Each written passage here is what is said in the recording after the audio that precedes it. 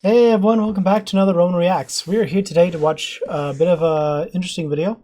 This is from Invictus or Invicta, and I think I've seen a video of his before. I do not know, but This one's a interesting one because it's a Warhammer 40k one, and it talks about the true size of the Krieg siege army, the Infantry. That's the name of the title. So we're just going to be diving on into learning about what is the true size of the Krieg soldiers in the Warhammer 40k universe. This is a bit of a long one, so we got ourselves some popcorn and a little bit of liquid refreshment. So yeah, we're going to be giving this a watch, having a go with it, and see what this is all about, because I do enjoy some 40k lore. The Krieg are a favorite regiment of mine, and they recently got a huge range refresh that came out not too long ago, which is awesome. So without further ado, let's just get on with it, shall we? Yeah, here we go. So the true size of the Krieg regiments. This is going to be interesting since I'm really curious as to like what the size and scope of these guys are. So here goes nothing.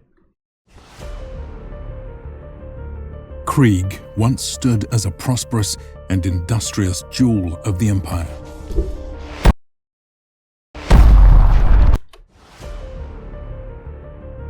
Krieg once stood as a prosperous and industrious jewel of the empire,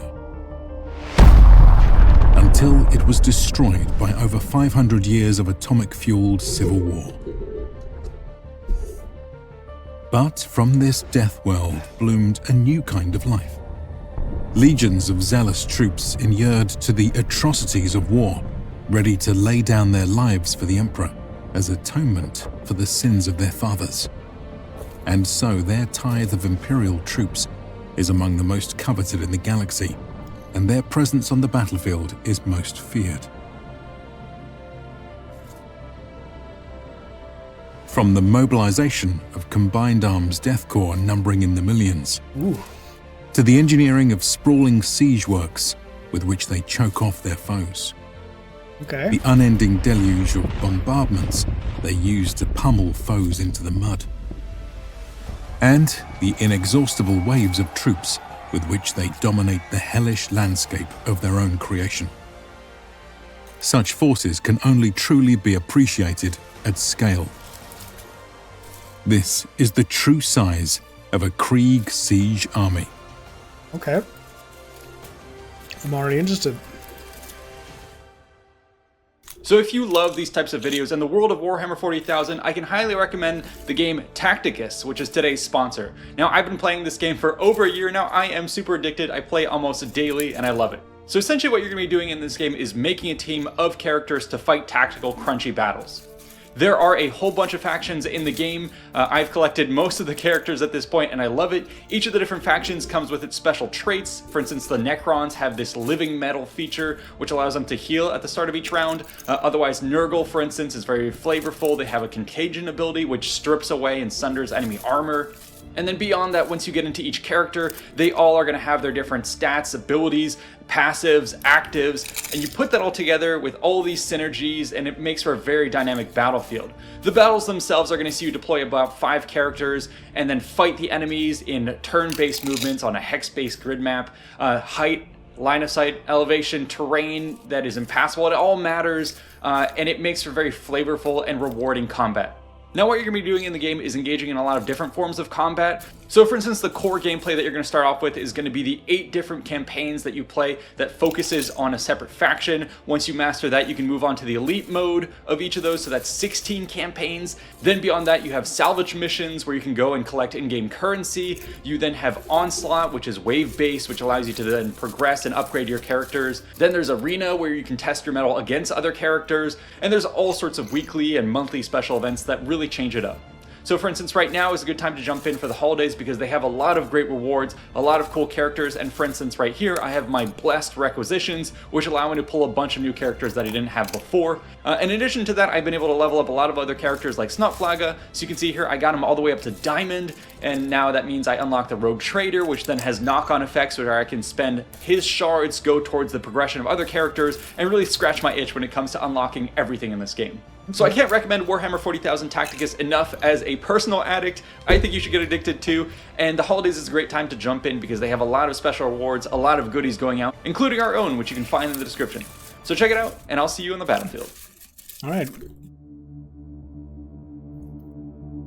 The planet of Krieg is located to the galactic southwest of Terra in the Uhulus sector of the Segmentum Tempestus. Okay. In millennia past, it had arisen as a thriving hive I keep forgetting that it's so close to Terra, so it's not that far away compared to other planets. world of the Imperium. However, over the years, its rulers came to harbour a deep resentment for the tithes levied upon them by the Departamento Munitorum, with the most powerful oligarchs fearing that the only true threat to their grip on the planet came from outsiders. Thus, they began to grow more insular, investing vast resources into private armies and colossal military fortifications. Such moves came to a head in the year 433 of M40. It was then that the High Autocrat of the largest hive city renounced the Emperor, imposed martial law, and declared that Krieg was now an independent planet. As this heretical movement swept across the land, loyalist factions rose to oppose them. Yet they were few in number and destined to be overrun. Thus, in their last stand, the Loyalists chose to unleash atomic weapons upon the traitors, purging the planet of its sins. Millions died in the initial blasts, with untold billions more being claimed by the societal collapse and nuclear winter which followed. As a consequence, the planet of Krieg would forevermore be transformed into a hellish death world. But this was not the end. For 500 years, the surviving Loyalist and Secessionist factions fought one another across the nightmarish landscape. Eventually, Krieg would see the Emperor's banner raised in triumph. It did so in the hands of a brutally forged army, the Death Korp. This new military was the product of generations hardened by unending war across an atomic wasteland. A grim, fatalistic, and fanatically loyal people who proved uncompromising in their desire to atone for the sins of their ancestors. Thus, the Krieg made excellent recruits for its newly reinstated imperial administrators. Okay. In fact, their tithe to the Astra Militarum is among the highest of all planets as a proportion of their population. But such seemingly untenable contributions are the result of more than just mass mobilization. Indeed, the mass production of troops is also key to maintaining such an elevated output of manpower. According to reports, this is achieved through the use of strict breeding programs and artificial vitae wombs, capable of reliably birthing vast generations of soldiers on a regular basis. However, rumors persist of accelerated growth programs and even cloning initiatives taking place deep within the bowels of the planet. Surprisingly, this has failed to draw the wrath of the Adeptus Mechanicus. Perhaps this is evidence of their falsehood. Or perhaps it is but another example of the Imperium turning a blind eye to the means by which a desired end is achieved. In this case, a deep source of effective and loyal troops. But regardless of their origin, we can now turn our attention to the armed forces of Krieg. As with the troops raised from other planets, regiments from Krieg take all manner of forms, such as infantry, mechanized infantry, armored, tank, heavy tank, artillery, and more. However, the most infamous formations are the Krieg siege regiments. Such units are truly a reflection of their home planet. These are regiments numbering upwards of 250,000 troops who bring to bear combined arms and especially artillery for the conducting of grueling warfare in the harshest of environments. Wow. Using the Vrax campaign as an example, a siege regiment might be organized as follows. Okay. It is also common to see them reinforced by additional independent companies on an ad hoc basis. Multiple such regiments and their associated attachments may in turn be grouped together into a corps numbering in the millions. Multiple corps might then be grouped together into armies. For instance, the 88th Siege Army present during the Vrax campaign primarily consisted of 4 line corps, 2 assault corps, and 2 artillery corps, with many smaller units swarming around them. Okay. It is at this point that we should remember that such formations are far from standardized. After all, the incarnation of any given force is the reflection of each campaign's strategic and logistical needs, in addition to the messy realities of marshalling massive armies. Nothing is as clean and organized as these simplified tables of organization. For a more grounded feel for the mobilized armies of Krieg, let us now build its units from the ground up. Okay. We can begin by looking at your typical soldier. They wear a Krieg Imperial Guard uniform. It features a long coat which can be pinned up around the legs for improved mobility. These come in a variety of regimental colors, but tend to feature somber tones of grey, black, blue, brown, and green. Beneath such great coats, flak armor, leg wraps, and combat boots help protect a guardsman's body and limbs. The head is protected by a helmet fitted with a respirator gas mask. Load-carrying systems, meanwhile, allow troops to carry bedrolls, entrenching tools, empty sandbags, canteens, rations, and a variety of other gear. Weapons depend on a soldier's role. Generally speaking, though, most infantry carry a Lucius pattern lasgun. Compared to the Cantrell pattern seen among the Cadians, this variant packs more powerful individual shots at the cost of reduced battery life and rate of fire. Huh. Other standard issue weapons include frac and crack grenades when available, and bayonets and shovels for close quarters. Alongside the typical soldier, we should also mention the typical rider. While nowhere near as numerous, they are still well worth discussing on account of their iconic place in Krieg military history. Though seemingly out of place, such cavalry units have found a niche in the modern Imperium as scouts and fast attack troops, thanks to their nimbleness and low supply cost. This is made possible by their unique mounts. Krieg steeds are genetically engineered and grown in cloning vats as the perfect warhorse, boasting incredible strength, endurance, aggression, and specialized organs fit for battlefield toughness. Huh. Furthermore, they have been augmented with subdermal armor, osmotic lungs, and a drug injection system which can boost their performance with stimulants and painkillers. Atop these mounts, Krieg soldiers wear similar uniforms to the foot troops, with the main difference being their plasteel breastplate and tall riding boots. For offense, their primary weapon is an explosive-tipped hunting lance. After use or in close quarters, this will be swapped out for a saber or las pistol. Additional gear such as rations, bedrolls, and mission equipment can be stored within one's saddlebags. With this understanding, let us join together individual troops into their various units.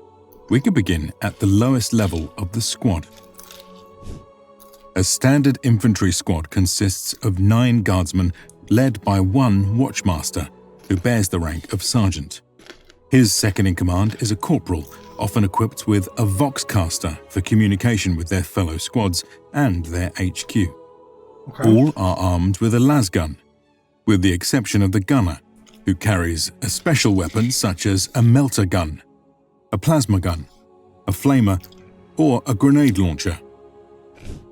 A grenadier squad will be similarly organized to an infantry squad. The main difference being that its 10 soldiers will consist of veterans, or at least survivors, hand-selected from the rank and file to join this more elite force.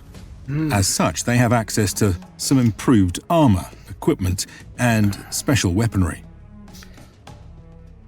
In combat, they will be used to lead assaults, crack key defenses, and maneuver in deadly tactical groups. To do so is a great honor.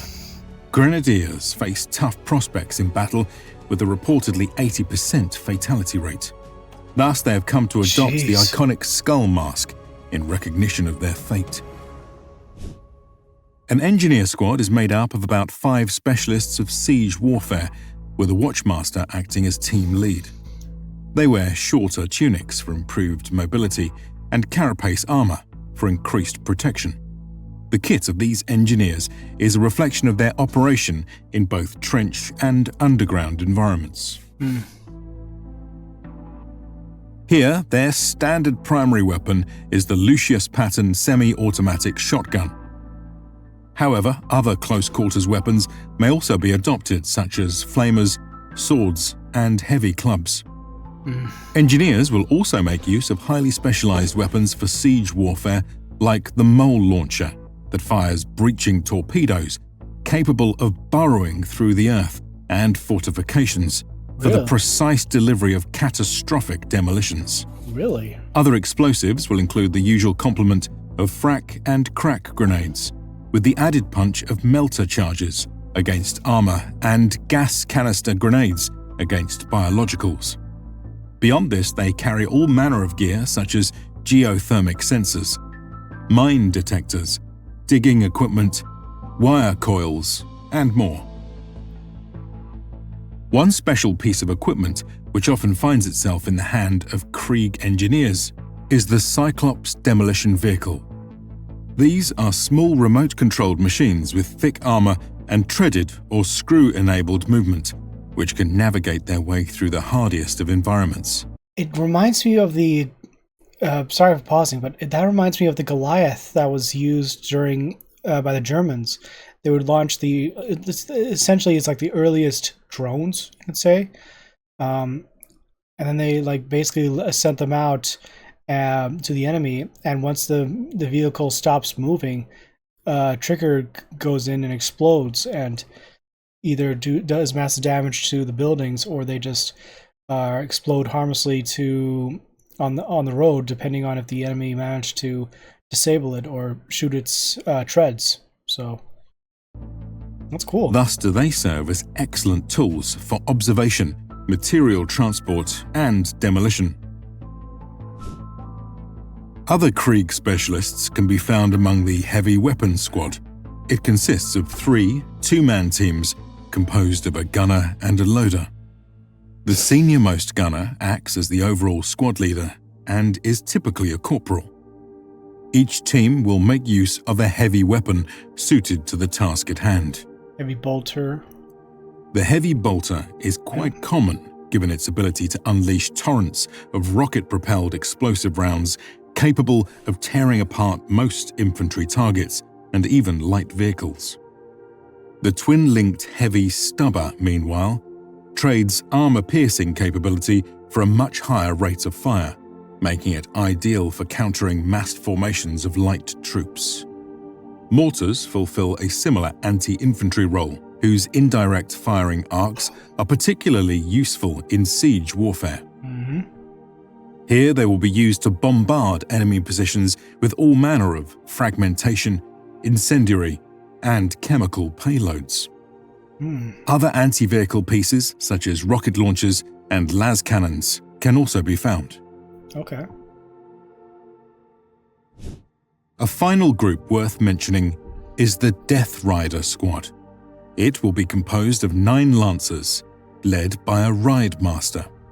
In most cases, all members of the group will bear the same standard kit, with a lance, a saber, and a las pistol. Okay. However, specific missions may result in deviations. Long-range operations, for instance, often call for a stripped-down kit with 1 or more steeds being tasked with hauling extra supplies or spare materials. Reconnaissance missions, meanwhile, may see weapons traded for observation, communication, and camouflage gear. With these basic squads in mind, We can now begin joining them together into larger units. Okay. Simple enough. The typical Krieg line infantry platoon is made up of 6 infantry squads and 1 command squad led by a lieutenant for a total of 65 troops. Assault platoons may see this number swell to over 100 or more men. Okay. The headquarters unit consists of a 5-man team. Its commanding officer can be identified by their ornate helmet, shoulder epaulets, and other accentuating gear. However, they rarely boast marks of personal distinction, such as family crests or medals.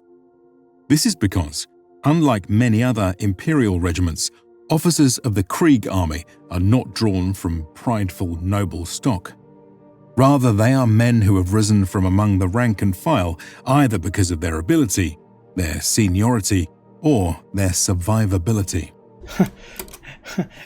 It's understandable with the Krieg. It just for them, they just they wish to die for the Emperor, and they go out in a glorious charge and battle and everything else.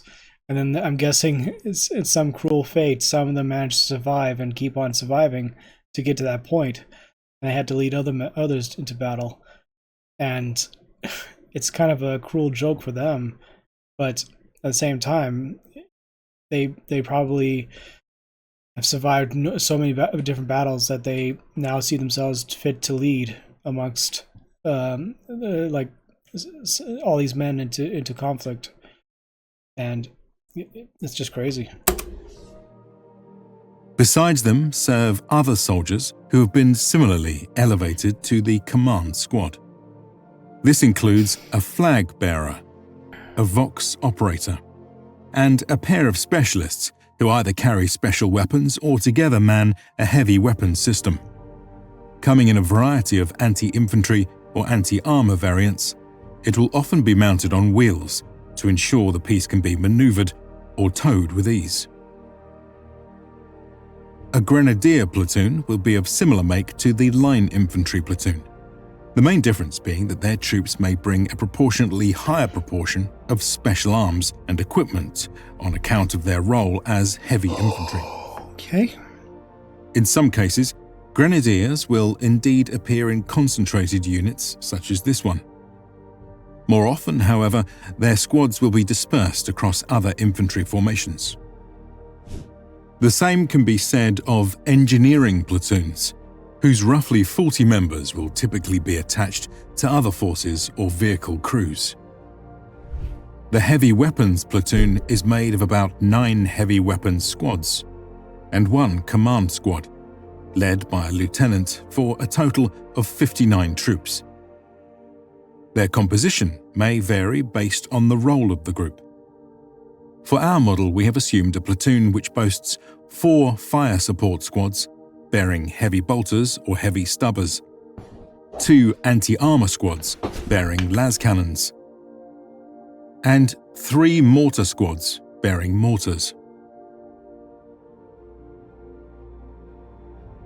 Their 5-man command squad consists of a higher-ranking lieutenant who specializes in the use of supporting arms. As with the HQs of other platoons, this officer is again accompanied by a flag bearer, a Vox operator, and a heavy weapons team. As with the infantry, cavalry may at times form into platoon equivalents. In such cases, these units will be composed of about 3 squadrons. These are most suited for scouting and other light cavalry missions. Combat roles are better filled by Death Rider companies made up of 6 squadrons and 1 command squadron led by a lieutenant. Okay. Together, these make for fast, hard-hitting units. In battle, they will often be carefully held in reserve. When the time is right, they are then unleashed to break up enemy attacks, to blitz through defensive weak points, or to chase routing units to ensure that they cannot regroup and fight back. Now, let us explore how the various other platoons we have covered will be joined together into their own companies. This is going to be interesting.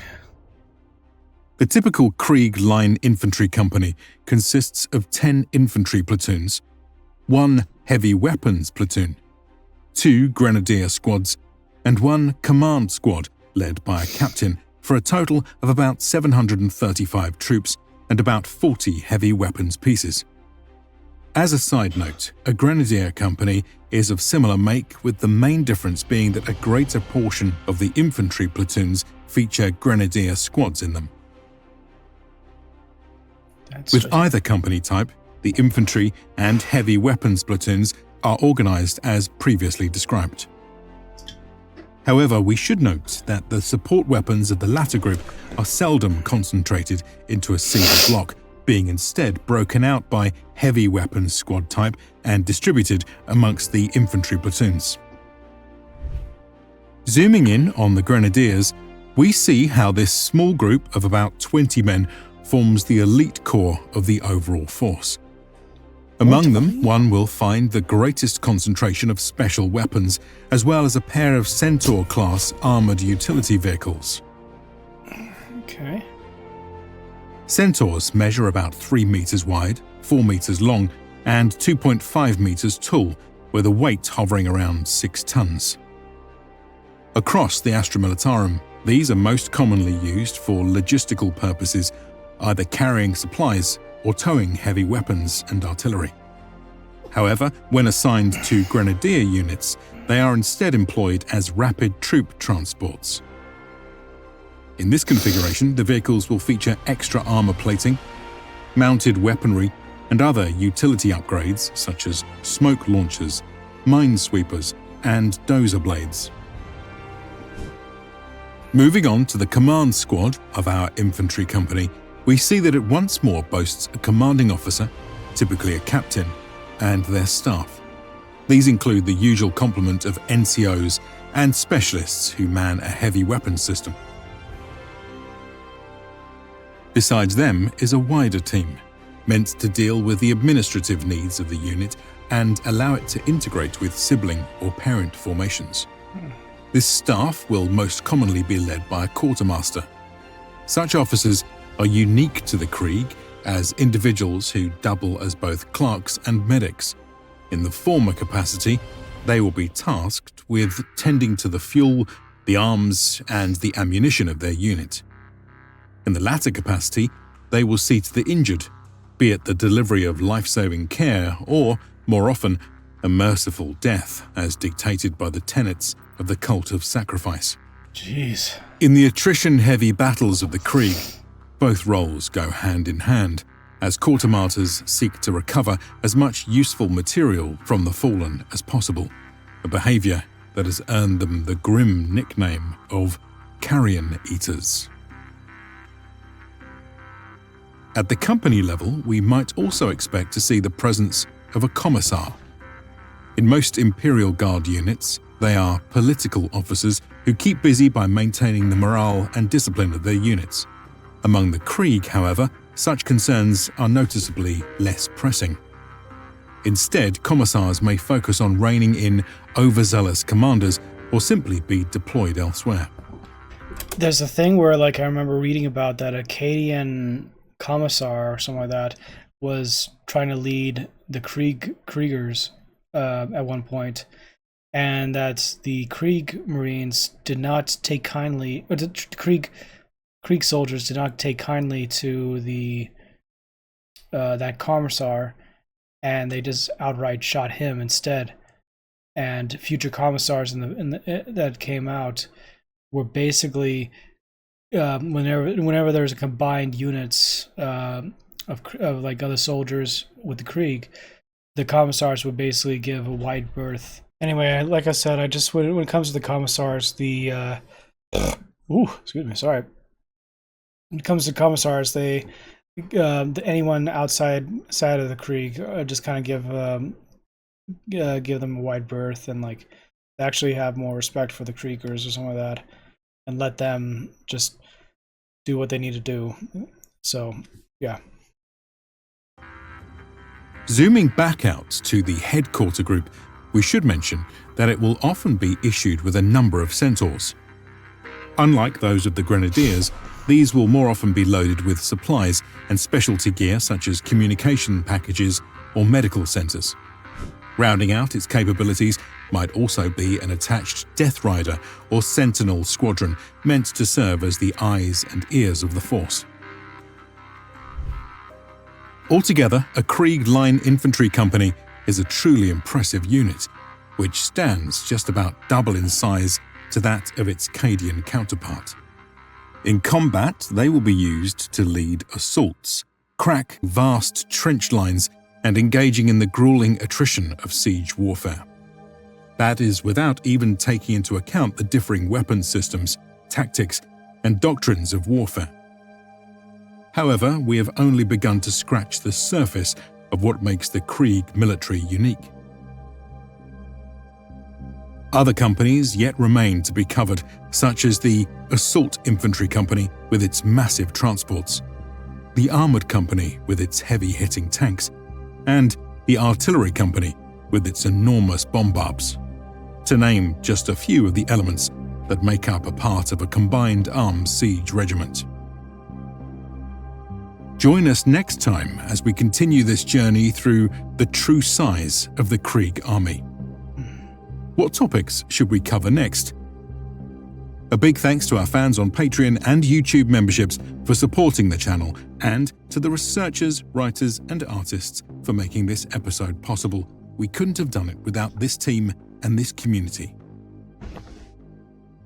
If you liked this episode, be sure to like and subscribe for more content, and check out these other related videos.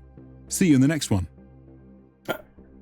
So this is quite something. So I'm not, when it comes to the lore of the Krieg, and when it comes to the lore of Warhammer 40k, there's something super special when it comes to that stuff. Just the amount of stuff, from just the infantry to the different soldiers to the different cultures that clash in just the Imperium alone, is just something to marvel right there, because you have so many different groups that have their way of doing things, and the Krieg basically have such a way of doing things that other people just fear them for their loyalty and their resilience, and like the willingness to charge headlong into combat and taking heavy casualties on the forefront.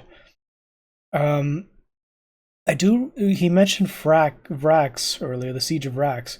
I do remember another channel that was talking about that, so I might be giving that a watch. But yeah, this is quite something. Really fascinating work and lore, just understanding how the whole thing is built. But yeah, I really enjoyed this. Really good educational stuff about how the Krieg work. So if you guys want me to watch more stuff from Invicta about this, or some of the other things he does, please comment down below, and I would really like to hear what you have to say. I'll post a link description down as well, and I hope you guys enjoyed my reaction. And yeah, I'm really quite excited. So as anyways, guys, I'll catch you next time. So Romans, salute. If you like Romans content and wish to see more, like and subscribe to continue to support the channel.